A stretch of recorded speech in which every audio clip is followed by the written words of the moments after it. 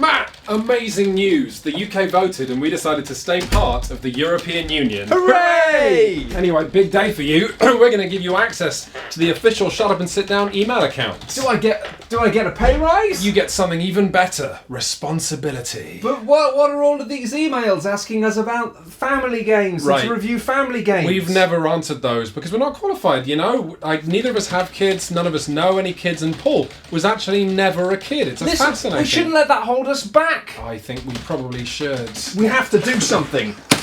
Now. I don't... What, really?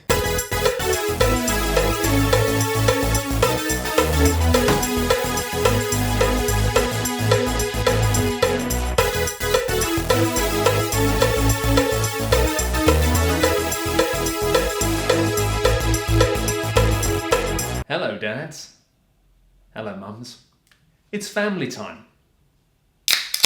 Tell us, is this situation familiar? You're playing a complex board game when your child escapes their cribs and comes running downstairs. Papa, Papa, I need to play a game, but one that doesn't tax my undeveloped mind.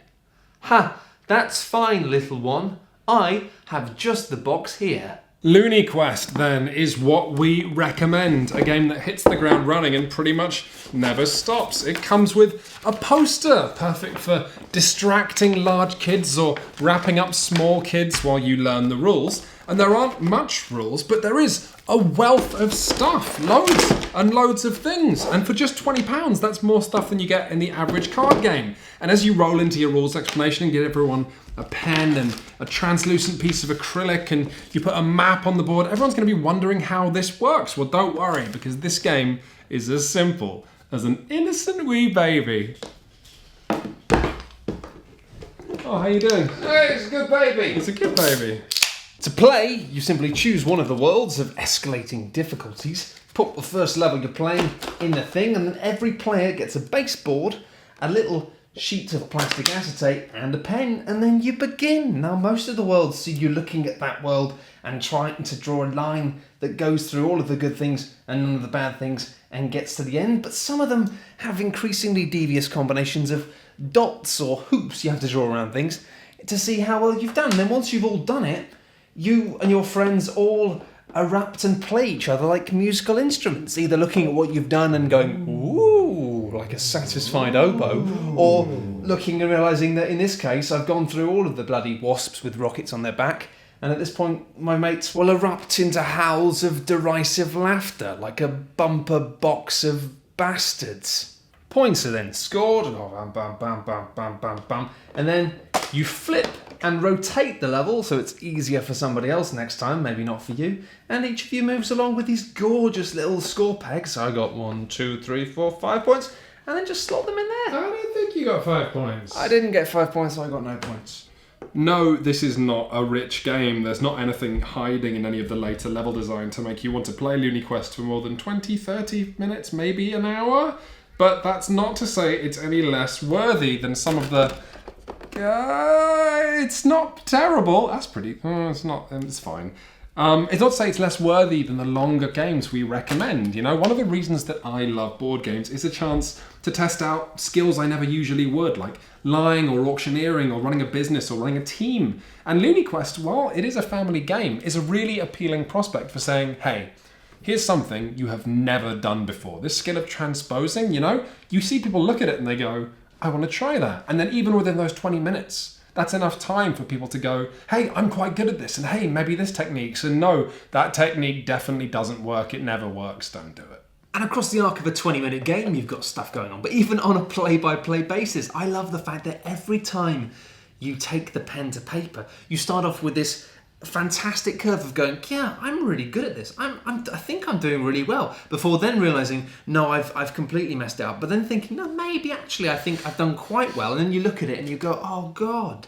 And sometimes people are amazing at it in one round and useless the next. Oh, the laughter they get. And some people are just irritatingly perfectly good. I mean, look at that, you git. And I mean, Quinn's in particular is very good at the ones where he does all the dots. Oh, all of your dots are in the right place, aren't they? Oh, everything's good and perfect in Mr. Quinn's land, isn't it? See, the amazing thing about the dot is you put one dot and then that's your frame of reference for all the other dots. So if you're wrong with that, then your whole thing and everything is just totally totally wrong. It's just, I mean, what more could you want from a kid's game or an opener? It takes moments to explain how to play, and the process of doing that is actively funny. And then also all of the other rules that pop in, you only have to explain as and when they arrive. Stuff like the power-up banana that you chuck at your friend's sheet and then they have to draw around that because there's a banana skin. What is this, Mario Kart? I guess it is. It is, yeah. I'm fine with that. I'm fine with that. Or the horrible negative things, like you have to do it with one of your eyes closed, or you have to do it with your left hand instead of your right, or vice versa.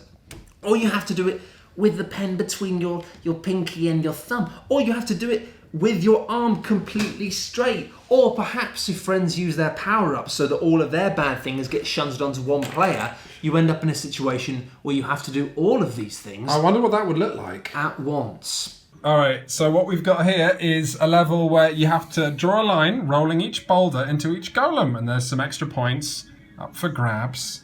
And Matt is going to be doing it with his board flipped over, so he's got no colour. He's going to be doing between thumb and little finger. He's not going to be bending his arm. And then he's going to be closing one eye. And is there anything else? No. Oh, he's not using his dominant hand. He's using his left hand. All right, start the time now. Oh, we can't see the line. Oh boy. Oh, I can't see anything. You got loads of time, Matt. Loads of time. Oh. But they can't cross over. No. Oh no. Oh, and then the green one is...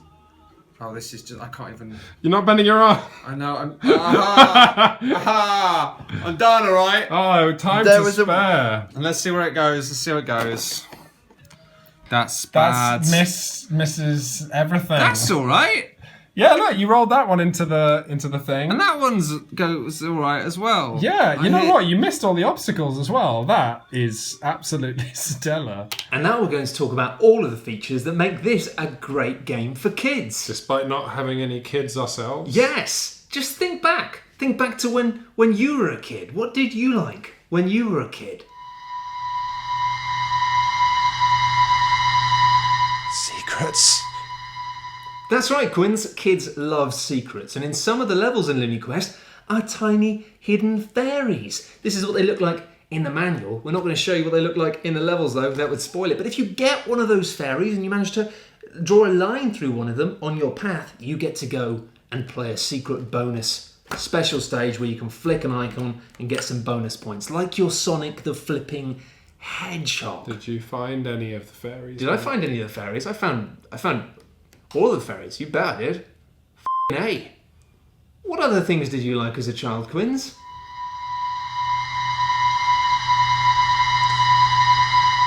Revenge. Exactly! And the great thing about Loony Quest is it lets you mess with each other in the funniest of ways. Let's give Dad all of these nasty tokens. Let's give your older sister a mosquito in a socially acceptable, hierarchical manner that may or may not cause long-term complexes. What fun! Mosquitoes have to be balanced on your pen. They do! You have to draw. You have to draw with them balanced on your pen. What else did you love as a kid, Quins?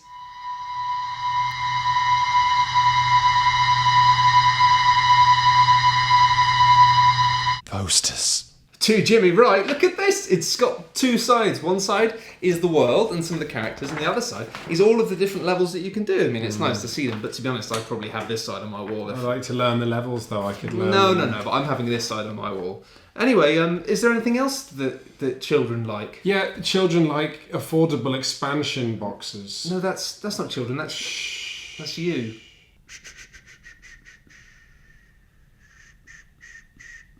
Quick review of the first expansion for Loony Quest. It's called The Lost City, and it's great. And you probably don't need it yet, because you see, what The Lost City mostly adds are new worlds, like Rabid Crab World, Lawsuit World, and Space Pyramid Place World, which comes with an actual 3D pyramid that you put over the world so no one can see it. Oh God.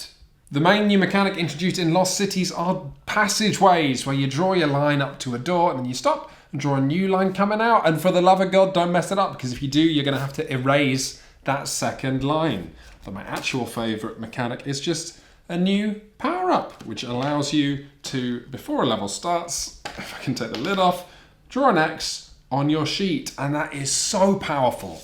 It's so powerful, and all I've ever seen it do is make people perform worse. Try it yourself. Although, yeah, like I say, this expansion is mostly to expand Loony Quest's Loony lifespan, so you probably don't need it right away unless you're getting extravagant. And that's Loony Quest. Shut up and sit down comfortably recommends. You know, we don't always have massively intelligent things to say about games that are as simple as this, but I tell you what, a good board game collection does need simple games, and this is a great one with a fantastic manual and such a low price point. And you know what? If you're really into board games, it's probably not going to be your favourite game, but I tell you, it is going to be a game that everyone you know will want to try, and that's, you know, that's not nothing. You get to... Yeah, just a minute. Just give me a little clean up. Oh, there we go. There we go. Easy. Oh, look at the Darling. Yeah. Okay. It's always a pain to pack these anyway. It doesn't fit. Yeah, fine. It came out, didn't it? So, Hang on.